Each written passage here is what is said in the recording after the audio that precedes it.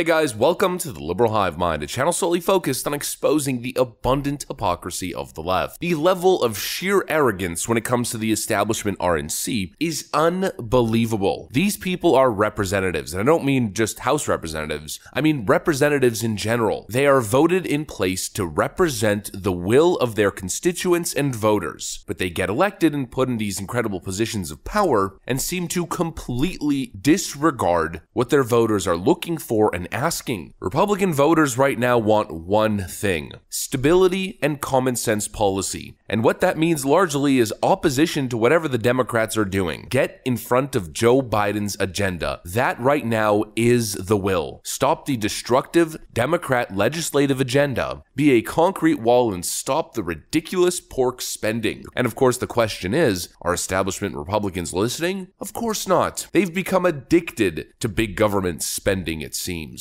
And to add insult to injury on the issue of not respecting the will of their voters, they're currently signing off on Democrats' omnibus bill to, quote, fund the government, essentially signing off on the Democrat Christmas wish list, meanwhile getting absolutely nothing passed for Republican voters. It's a complete disgrace as your own elected representatives continue to betray you, and let me show you guys exactly what I mean by that. We got some stuff to get into, so let's roll the tape. Alright folks, so as a conservative, as a Republican voter, it seems like the status quo is disappointment. You just gotta get used to being disappointed, and even beyond that, being betrayed. And of course this morning, waking up to utter disappointment, total betrayal, 18 GOP senators vote for omnibus with 750,000 earmarked for group wanting trans, quote, discourse in schools and ICE dismantled. 18 Republican senators voted to pass a $1.7 trillion omnibus bill that not only funds the federal government for another fiscal year, but is also packed with earmarks, including a $750,000 commitment to a trans group that wants transgender history and discourse ingrained in schools and primary education. The bill is packed with Democrat fluff and pork, $410 million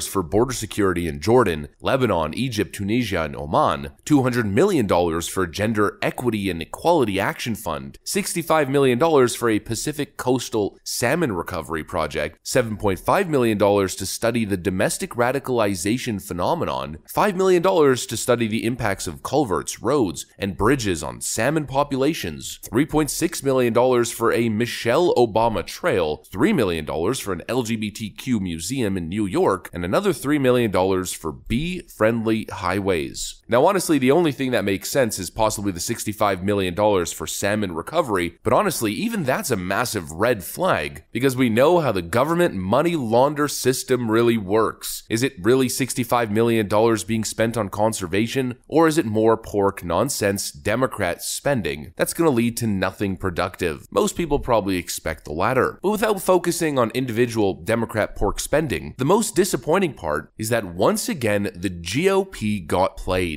I mean, absolutely owned. Back on December 10th, Rand Paul essentially called it almost to the date and to the dollar. With regard to spending, the biggest problem we face in Washington is that we have abdicated our duty, we've abdicated the power of the purse. We abdicate it by letting all the spending be thrown into one bill. This is going to happen again. Mark my words, December 16th, December 18th, we're going to get a 3,000-page bill that will have been given to us an hour or two before. I know, because this is the way it works every year.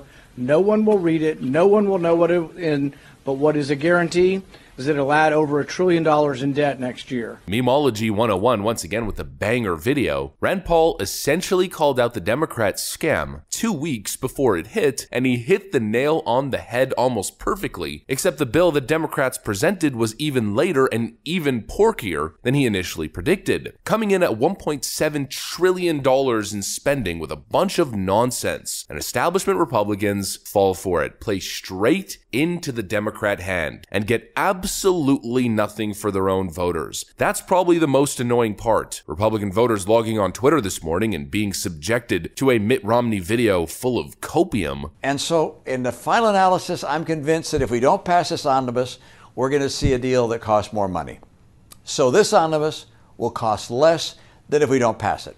Military spending is going to go up by 9.5%. I agree with that because of Russia and China's aggression, and because of our depleted and decaying Navy, Air Force, and ground-based nuclear deterrent.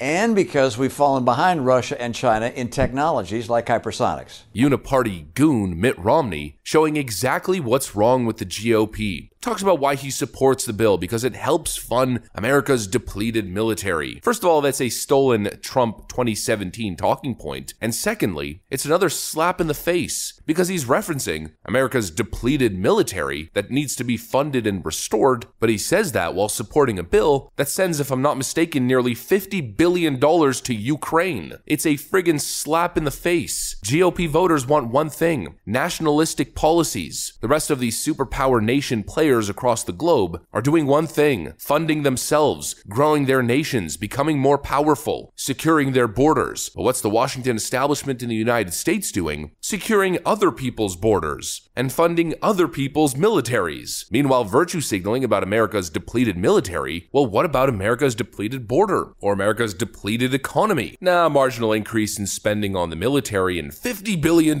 more to Ukraine. It's a slap in the face. And this is the point that I was trying to make earlier about betrayal, or how the Republican Party does not represent its voters. The Republican base is nationalistic. They want policy that helps Americans, but their elected representatives continue to pass policies that help everybody but them. And it's a total slap in the face, especially considering how bad things have gotten over the last 2 years. You're struggling to pay your rent, your mortgage, your car bill, your groceries. Well, best we could do for you is enable Democrat spending that's going to continue to make everything more expensive and send money to Ukraine. You live on the border and it's in complete chaos and shambles. You want to see common sense border policies. Well, the best we could do is spend billions of dollars securing Ukraine's border and a subsequent $400 million package funding Jordan, Lebanon, and other Middle Eastern countries' borders. They're allowed to have border security. You, on the other hand, border security is racist. It's completely ridiculous, an utter slap in the face. And you know what people tend to misinterpret in conservative criticism to the whole Ukraine situation is not because Republican voters are siding with Putin or siding with the Kremlin. They just know two things. They don't want to be subsidizing wars on the other side of the planet. They want to help American citizens, and they know that continuing to subsidize these wars isn't going to lead to a solution, but rather it's going to continue to make things worse. Surprise, surprise. After Volodymyr Zelensky's trip to the White House, according to Jack Posobiec, the Kremlin is now saying there is no chance of peace with Kyiv after Zelensky's Washington performance. Conservatives very simply want to stop using taxpayer dollars to fund foreign wars. They want border security, lower inflation in a booming economy, and the current reality is Republican representatives just don't give a hoot. Another massive slap in the face. That's what I got for you guys, though. Hopefully you enjoyed it. If you did, make sure to leave a like and possibly subscribe to the channel if you guys are up for it. I'm gonna get out of here. Thanks for watching, and I'll see you on the next one.